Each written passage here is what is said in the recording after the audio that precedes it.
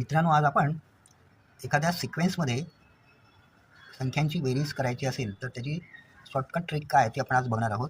आपल्याला समोर एक उदाहरण दिलेलं आहे. 1+2+3+4 असे 10पर्यंत, म्हणजे एकूण 10 संख्यांची आपल्याला बेरीज करायची आहे. तर ही शॉर्ट ट्रिक आपल्याला वापरता येते.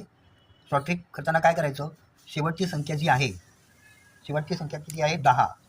मग 10ला फक्त 2नी भाग लावायचा, म्हणजे 10चे निम्मे करायचे, अर्धे करायचे. 10चे निम्मे किती येतात 5. त्याच्या पुढे तीच संख्या पुढे जोडायची, म्हणजेच एकूण 1 ते 10 या संख्यांची बेरीज आपल्याला 55 मिळते.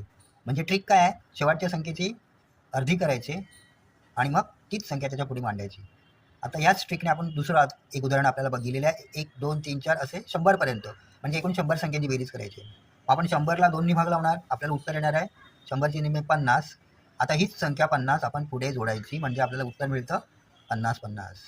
अशाच प्रकारे पुढचं एक उदाहरण दिलेलं आहे. 1, 2, 3, 4 असं 1000पर्यंत. मग आपण 1000चे निम्मे करायचे, म्हणजे 1000चे निम्मे येतात 500. हीच 500 संख्या आपण पुढे जोडायची आणि आपल्याला याचं एकूण उत्तर मिळतं. मग या पुढच्या प्रश्नाचं उत्तर आपल्याला कमेंट बॉक्समध्ये द्यायचं आहे.